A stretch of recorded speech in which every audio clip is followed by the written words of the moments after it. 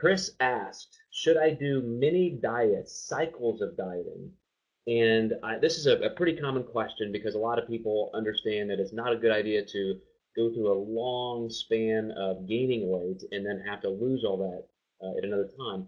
And I personally am just in favor of not gaining as much as you want to have to re-lose. It just doesn't make sense to re-lose the same body fat. Even if you think gaining muscle or some type of athletic performance gain is your goal, gaining body fat for that anabolic effect is not necessarily going to help because dieting harder or longer is so catabolic that you're going to give back any of those potential gains.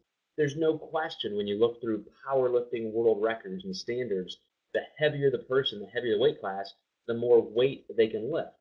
But if you looked at the percentages, the lighter guys are lifting a higher amount of weight per pound of body mass. So you have to kind of decide what your goals are. And I definitely consider that when you are going for long-term success, you're going to get there a lot faster and you'll be a lot happier by keeping body fat pretty stable. Of course, you need to get above your metabolic set point, which I would consider for men somewhere at least around 7 or 8%, for women 12 to 14%.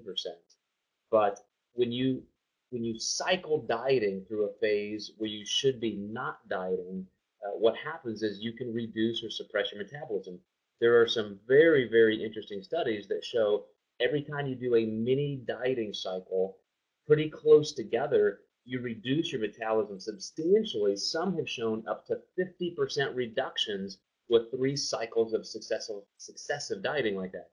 So I say in any kind of a non-dieting phase, whether it's what you would consider an off season or not, I would say just don't gain so much weight that you feel like you have to lose it. Just stay much steadier and you're going to avoid both of those extremes.